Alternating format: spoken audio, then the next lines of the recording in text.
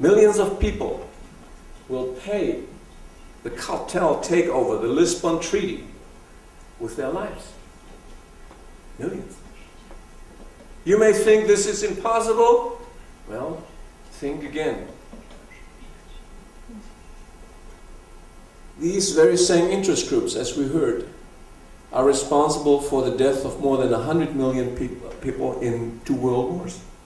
Without them, these wars would never have taken place.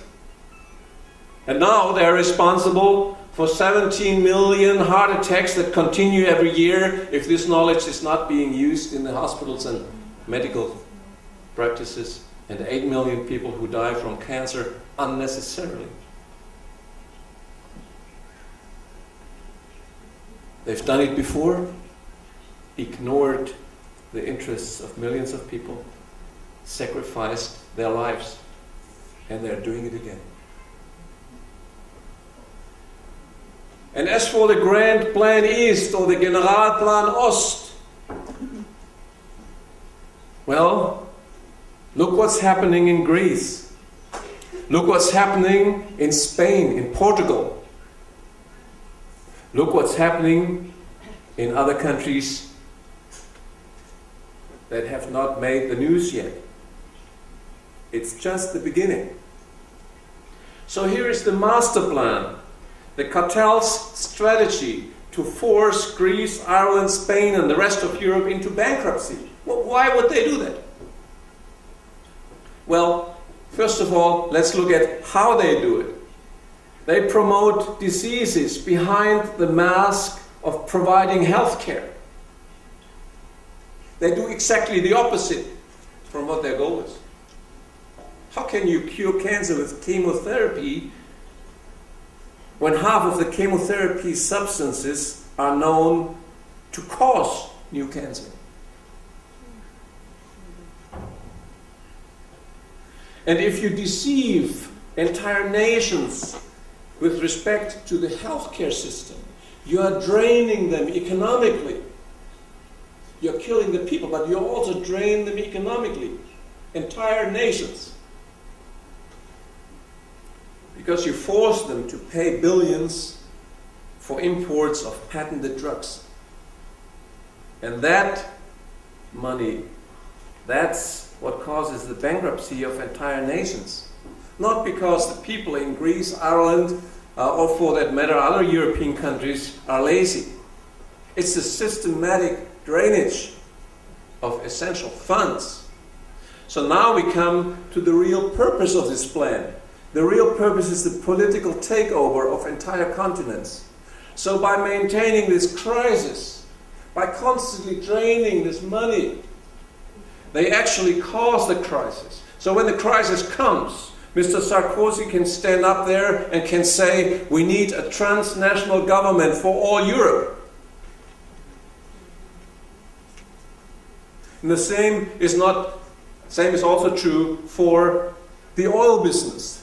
So there are alternative energies available right now, but they're not being used. Why? Because they're being blocked in order that this scheme works in this area too, draining the national resources and make the people of Poland, and for that matter all of Europe, dependent on oil. Same purpose, same effect, bankruptcy of just about any country if that continues. And then, in order to hide that scheme, the political stakeholders of the cartel, namely Sarkozy and Merkel, embark on what I call psychological warfare against the people of Europe. Deception. They call it exactly the opposite. Defamation of people like us, of the pioneers, who say this is what's happening. And distraction, like wars in Libya and other areas. The purpose of all of that, confusion. You should not know what's left and right. It's such a crazy world. Let's just hand over all responsibility to those guys up there. That's what they want. Then they launch fear campaigns. Do you remember influenza epidemics, on the pig flu. There was nothing about it. And the goal of all of that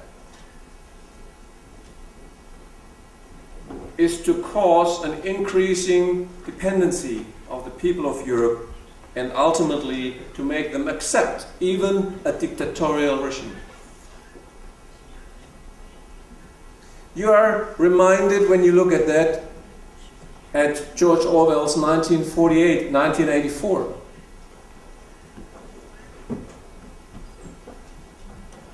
Those who read it remember the newspeak, the new language that is being created in this dictatorship. They say democracy and they mean dictatorship. They say freedom and they mean dependency. They say prosperity and they mean poverty. And they say peace and they make war.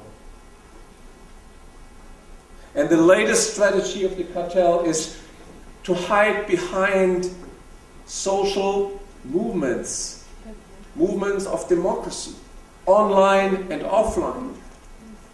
Wikipedia. If you want to know the background of Wikipedia, look at wiki-rath.org, where Paul and others researched the background of this medium. But you can easily find out who is behind these initiatives. Because in those initiatives, in those movements, you can criticize everything except the pharmaceutical business with disease and the petrochemical dependency of the energy sector.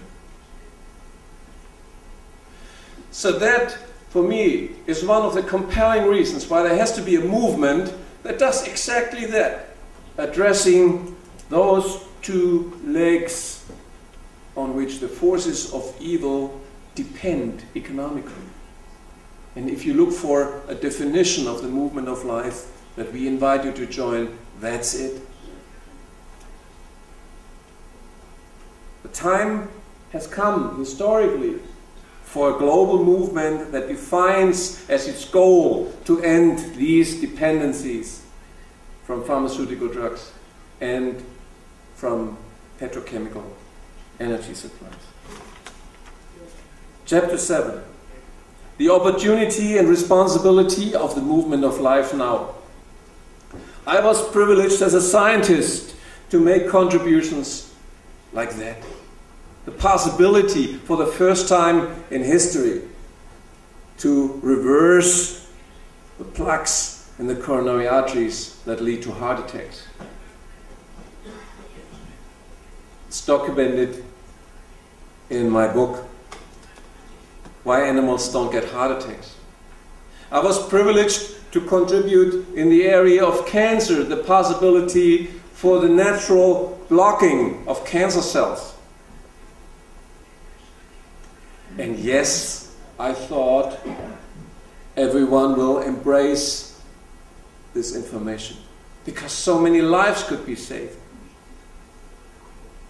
Based on these discoveries, 3 out of 4 lives in Warsaw, in Poland, in Europe, in the Western world could be saved. 3 out of 4. But what has been the reaction of the cartel?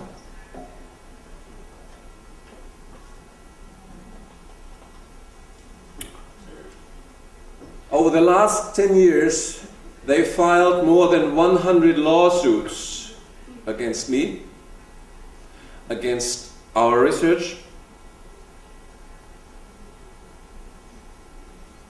Why? To block this information. So when I'm standing here and talking so clearly about these interests, that's no coincidence. After 10 years of that, you know your opponents.